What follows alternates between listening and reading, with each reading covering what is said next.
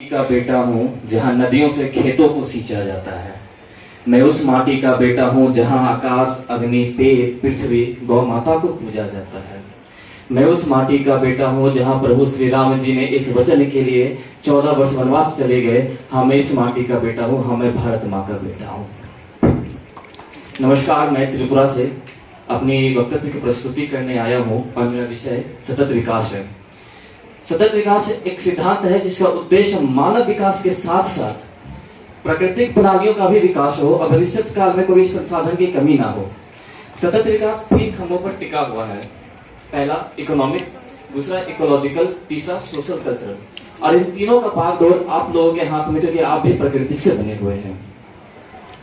सतत विकास के लिए त्रिपुरा सरकार ने लगभग 5 लक्ष्य लिए हैं: people, peace, planet, prosperity and partnership, जो ये संयुक्त राष्ट्र के 2030 के लक्ष्य के अंतर्गत आता है।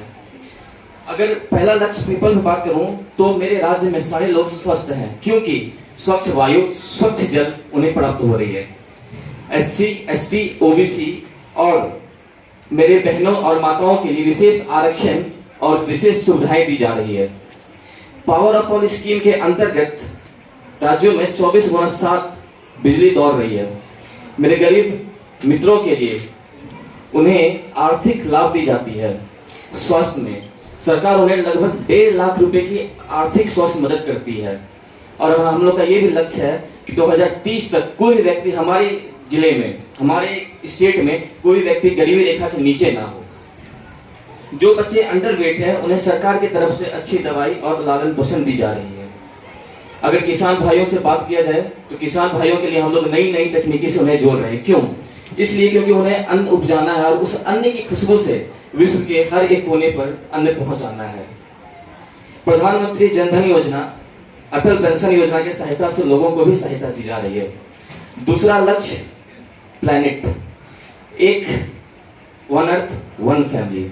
हम लोग एक फैमिली से बिलोंग करते हैं और एक फैमिली का ये कर्तव्य बनता है कि एक दूसरे की सहायता करें। इसलिए आज देश में ग्लोबल वार्मिंग बढ़ रही है और इस ग्लोबल वार्मिंग को कम करने के लिए हम लोगों ने यह निर्णय लिया है कि 0.35 से बढ़कर जंगलों को बढ़ाकर 0.45 पर करना है।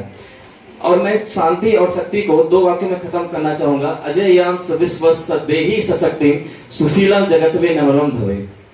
भारत के हर व्यक्ति को ऐसी शक्ति दीजिए कि वो चुनौती के साथ साथ अपनी जीत का परचम विश्व के हर एक कोने पर लहरा सके, जैसे अब चंद्रमा पर चंद्रयान लहरा रहा है। और ऐसी विनम्रता दीजिए जिससे संसार हमारे सिर के आगे झुके। भारत माता की जय।